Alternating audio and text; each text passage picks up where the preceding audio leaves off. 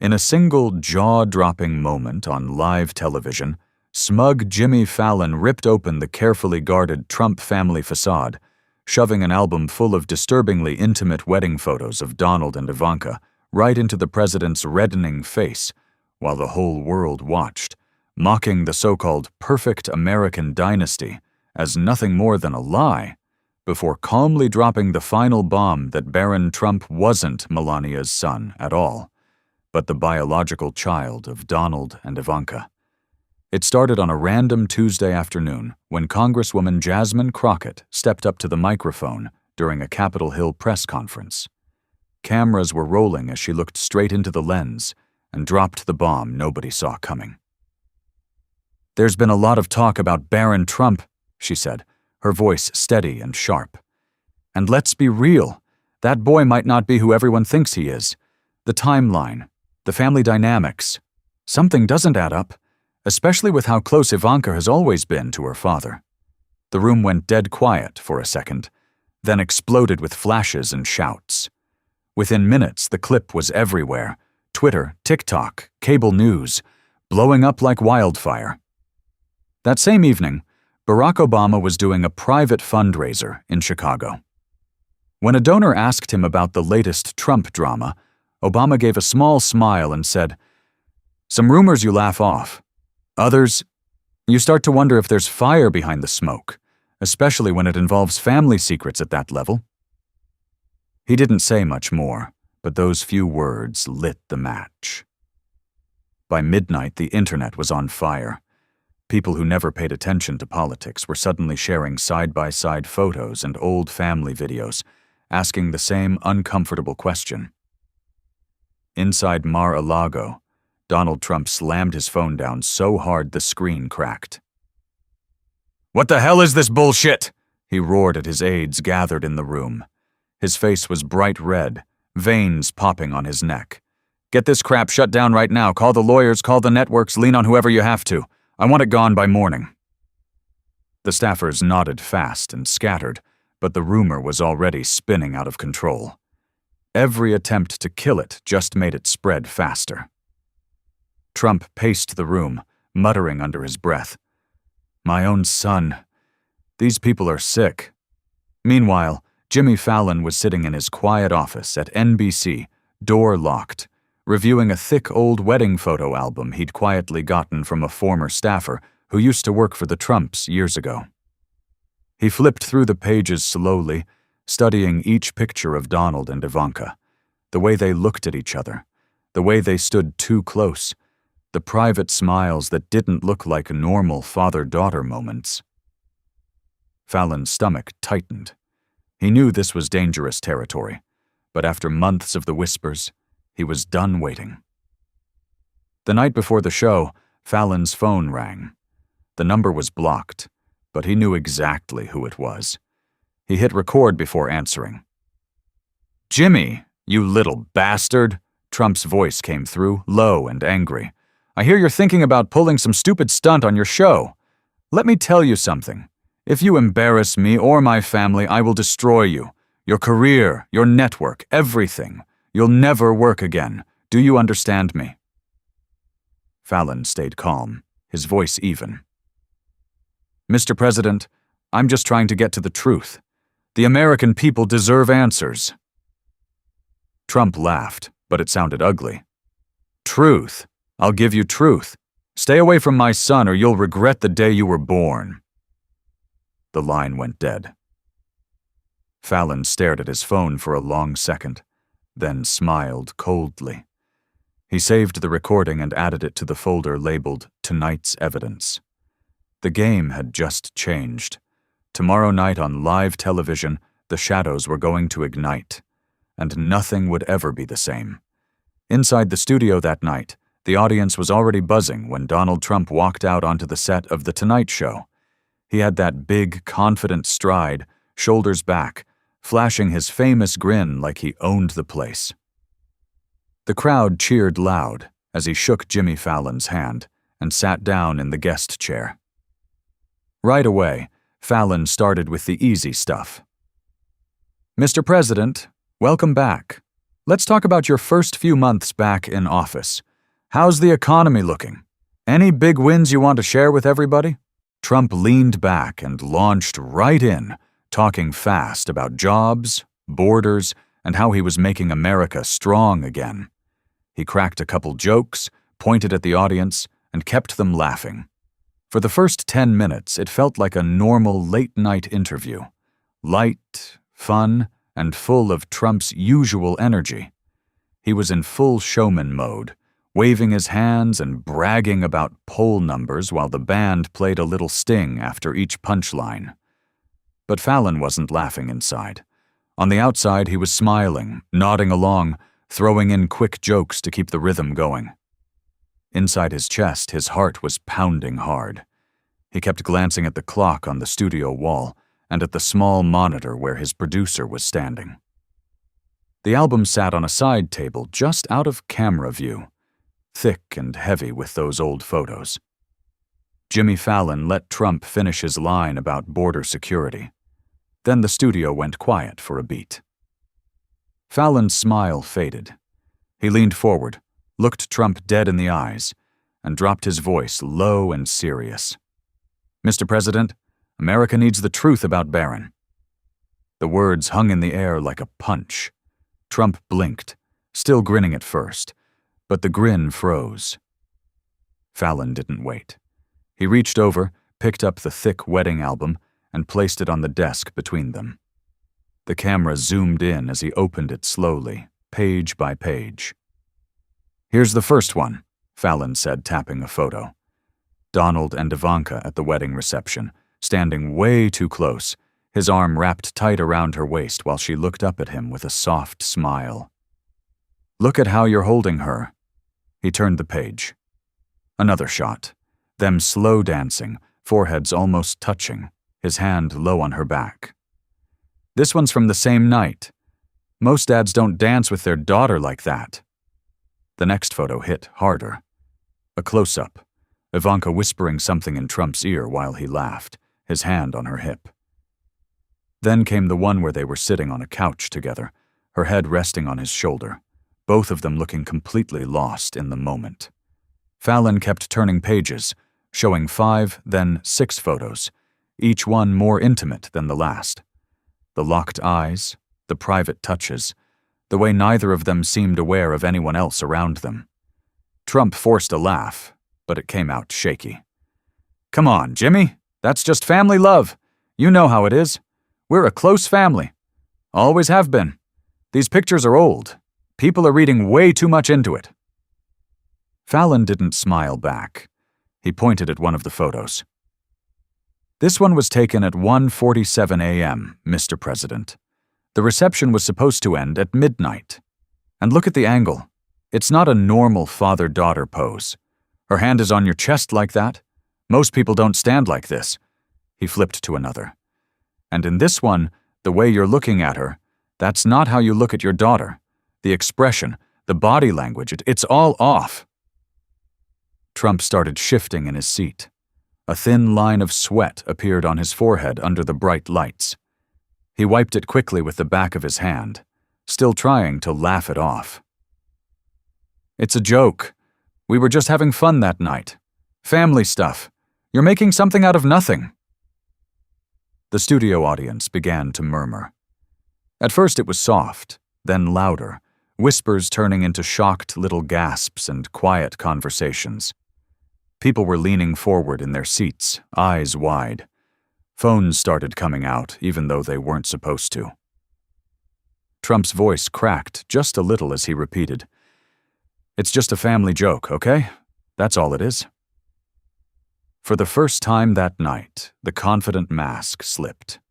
His hands gripped the arms of the chair tighter, and his eyes darted from Fallon to the album and back again.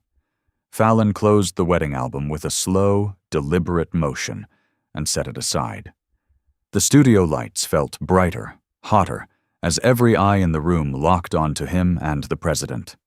He looked straight at Trump, no smile left on his face, and spoke in a clear, firm voice that carried through the quiet studio.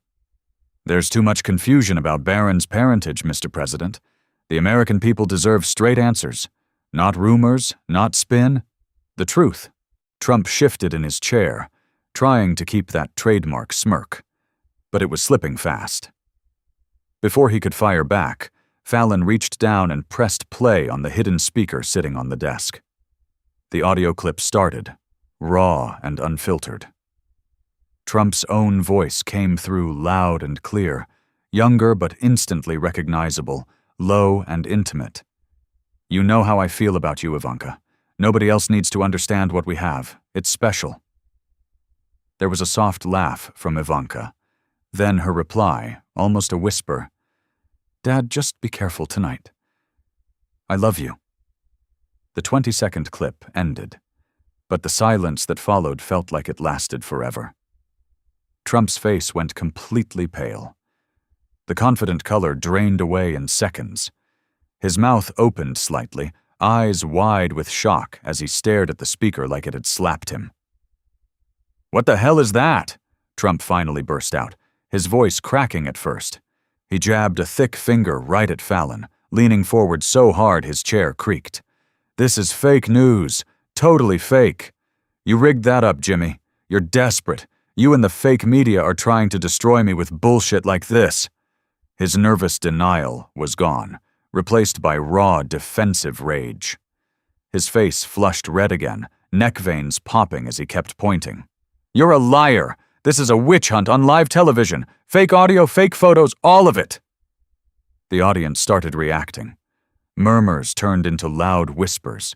A few people gasped openly. Fallon stayed rock steady, not raising his voice, not backing down. He looked directly into the camera for a second, then back at Trump. "I have proof of your illegal relationship, Mr. President." The words dropped like a bomb. The studio exploded with noise, sharp gasps, shocked whispers spreading through the seats. Phones were out despite the rules, people recording the moment they knew would be all over the internet in seconds. Trump slammed his hand down on the desk so hard the sound echoed. "You son of a bitch!" he shouted, half standing up before dropping back down. "You're finished, Fallon. I'll sue you, I'll destroy your show, I'll make sure you never work again." Fallon raised his hand calmly towards the control room. "Let's bring on someone who was actually there." The big screen behind them lit up with a live video call.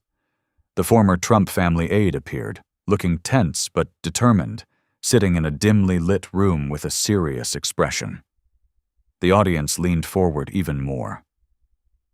Fallon nodded at the screen. "Go ahead. Tell the country what you know." The aide took a deep breath and spoke straight into the camera, his voice steady. "I worked inside the Trump family circle for over 8 years. I saw things most people never did. Barron was born in 2016, but the official timeline never added up. Ivanka and Mr. Trump were together at private properties during the exact months when Melania was supposed to be pregnant. I personally saw travel records, medical logs that were altered, and conversations that made it clear something was off. The dates don't match. The stories don't match.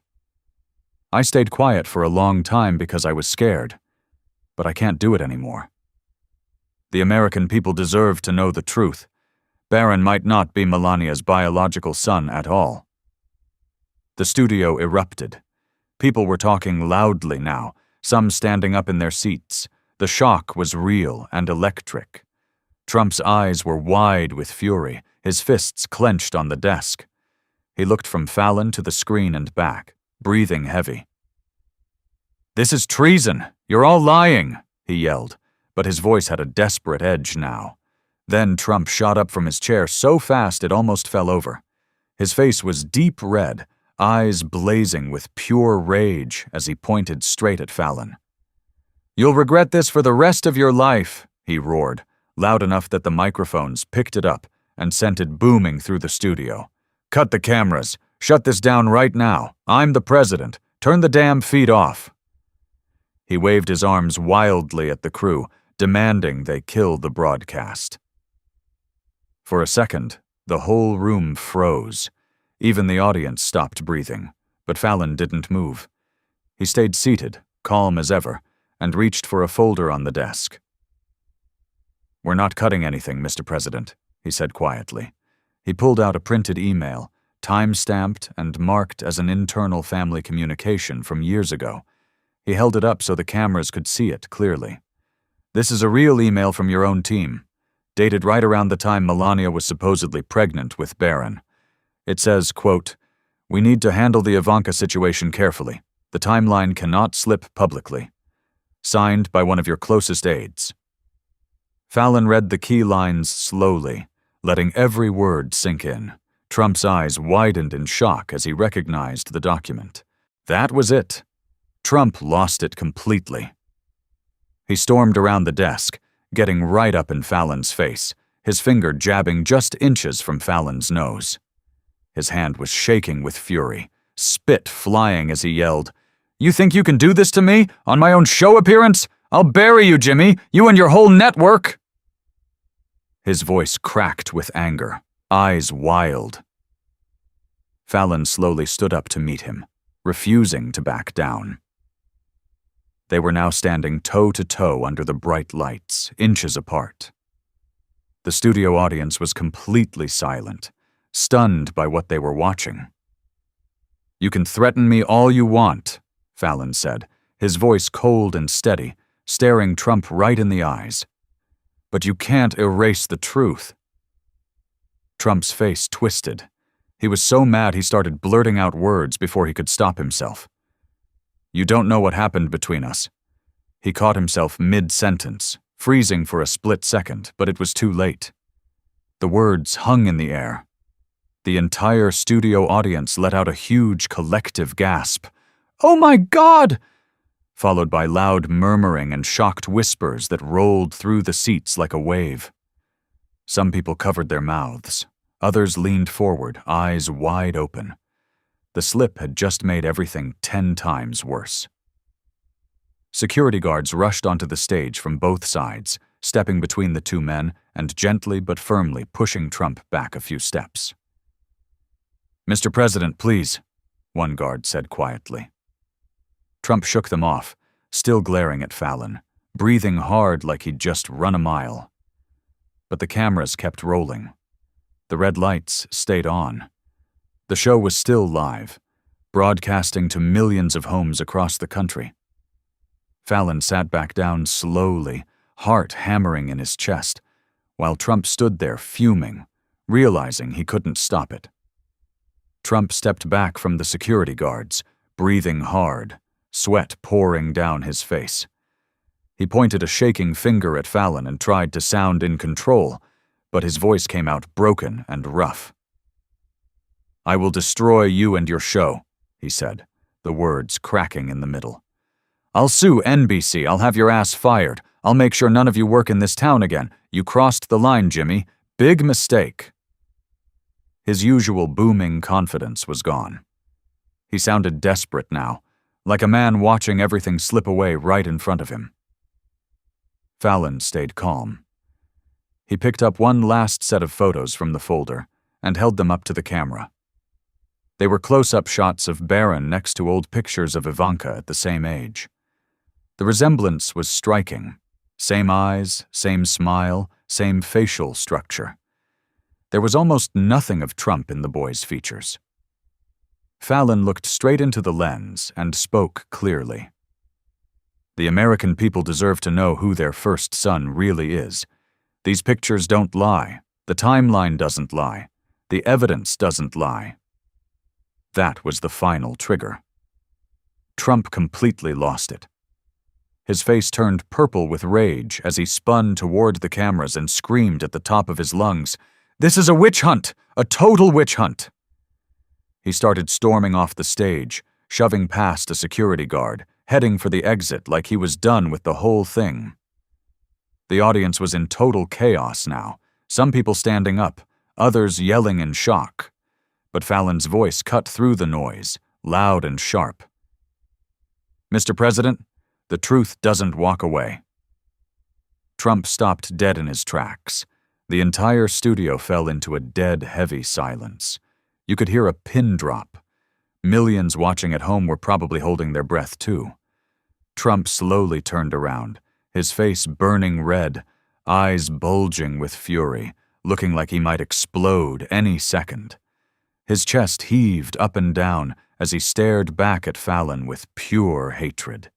Fallon stood there under the bright lights, staring straight at the president, and delivered the final line in a cold, powerful voice that echoed across the studio. "We're not done here tonight." The red camera lights stayed on. The show was still live, and the breaking point had finally arrived.